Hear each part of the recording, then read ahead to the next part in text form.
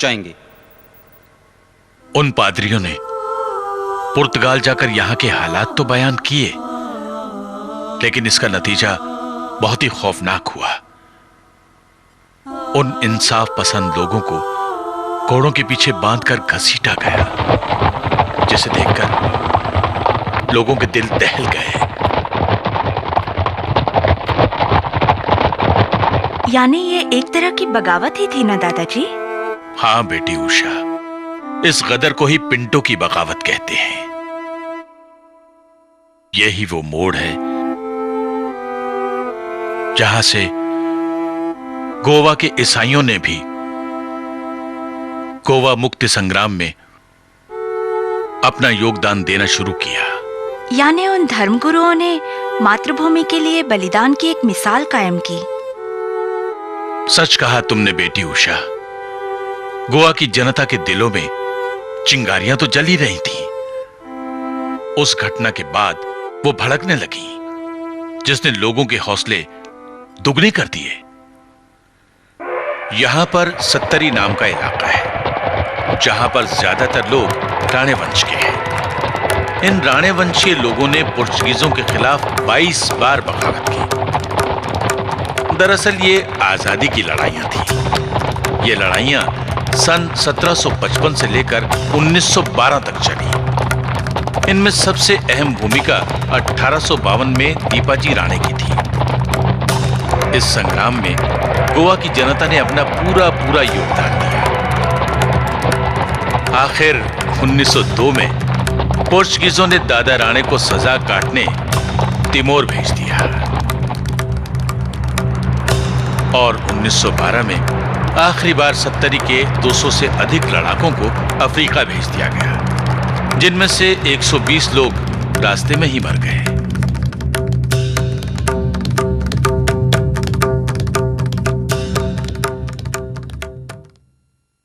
अरे बाप रे, 20वीं सदी आने तक भी ऐसे घिनौने अत्याचार?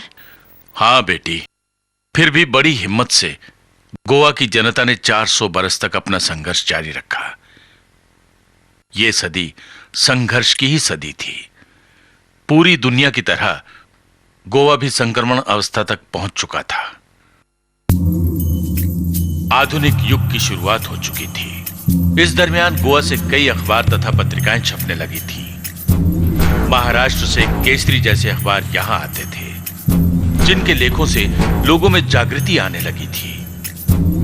गोमांतकीय जनता के दिलों में आजादी का तूफान मचलने लगा था। सन 1928 में टीबी कुन्हा ने बंबई में गोवा कांग्रेस कमेटी की बुनियाद रखी। इस घटना ने गोवा मुक्ति आंदोलन को भारतीय स्वातंत्र्य संग्राम के साथ जोड़ दिया। गोवा के युवकों की यह मीटिंग इस बात की दलील है कि गोवा की मुक्ति और भारत की आजादी एक दूसरे से अलग नहीं है। इसी लिहाज से हमें आंदोलन की दिशा तय करनी होगी।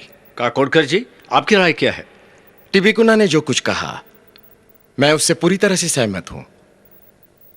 भाइयों और बहनों, गोमंतकीय होने के नाते हम पर यह जिम्मेदारी अधिक है। गोवा मुक्ति के यज्ञ में आहुति देना हमारा कर्तव्य है और यह हमारा परम भाग्य भी होगा। इस मीटिंग में दिवाकर काकोडकर, चंद्रकांत काकोडकर, जोकिम डायस और जॉर्ज वाज जैसे कई कार्यकर्ता हाजिर थे। ये कहना चाहते थे कि अगर इस तरह से अगर वो होता ना, तो यही वो मोड़ है जहां से आजादी के आंदोलन तेज हुए और गुलामी के घनघोर अंधेरे से आशा की किरण फूट पड़ी। डॉक्टर लोहिया जी, ये आप क्या सोच रहे हैं? 18 जून मंगलवार शाम 4 बजे आप यहाँ आराम के लिए आए हैं? हाँ डॉक्टर जिलियो, लेकिन यहाँ के हालात सुनने के बाद मैंने ठान लिया है कि 18 जून मंगलवार शाम 4 बजे हम सत्याग्रह करेंगे। यहाँ चल रहे भाषणबंदी और सभाबंदी के कानून को तोड़ना है हमें, और इसके लिए सत्याग्रह का मार्ग ही अपनाना होगा। और इसीलिए 18 जून मंगलवार शाम 4 बजे सत्याग्रह मैं करूंगा।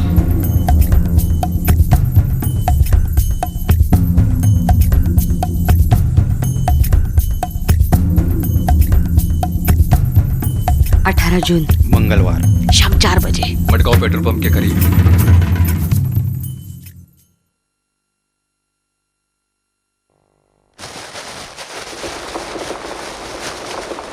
डॉक्टर लोहिया ने यह संघर्ष गोवा की जनता के नागरिक अधिकारों के लिए छेड़ा था। यही गोवा मुक्ति आंदोलन की बुनियाद थी। बरसात का मौसम था, इसके बावजूद भी मडगांव के आसपास के कई गांवों से हजारों लोग इस सभा के लिए आए।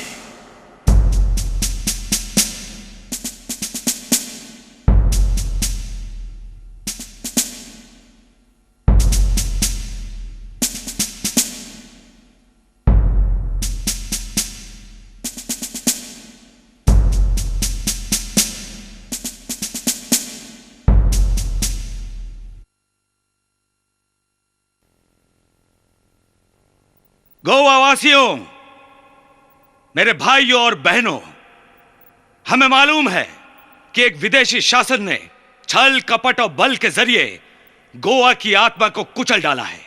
यहां मेरी मुलाकात कई लोगों से हुई। उन्होंने पुर्तगीज के अत्याचारों के बारे में मुझे जो बातें बताई, उससे यह जाहिर होता है कि आप लोग कितने भयानक अत्याचारों को सह रहे हैं। पुर्तगीज के राज में आप लोग कितने बेबस हैं। अपनी ही भूमि पर आपको न बोलने की आजादी है और न आप संगठित हो सकते हैं। इसलिए भारत भूमि के सपूतों, Hey, Monsieur! I warn you, you cannot speak. I can certainly speak. मेरी बात ध्यान से सुनिए। हमें ऐसे जालिम शासन को जड़ से उखाड़ फेंकना है।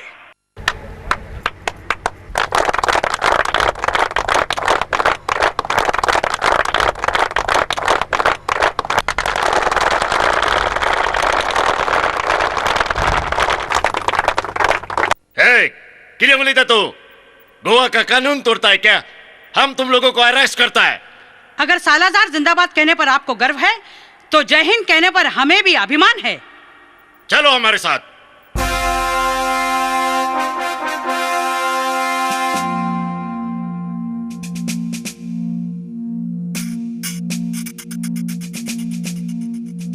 भारत माता की जय!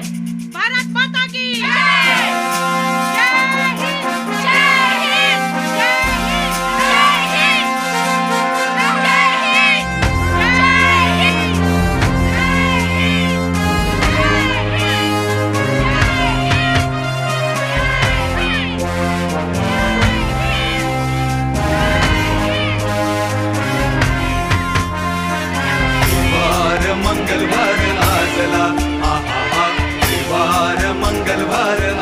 गोवा के इतिहास में पहले कभी सभा हुई ही नहीं थी, और वो भी इतनी विशाल।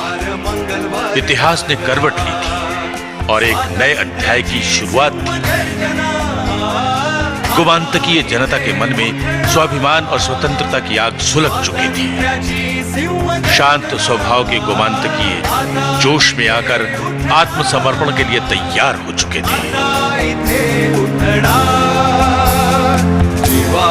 मंगलवार आजला, आहा, मंगलवार आजला।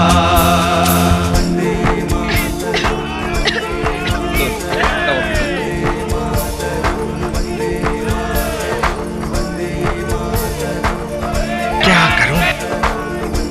गोवा मुक्ति की लड़ाई में अपना योगदान दीजिए। मेरी फिक्र मत कीजिए। चाहिए ना, मोर्चा निकल जाएगा।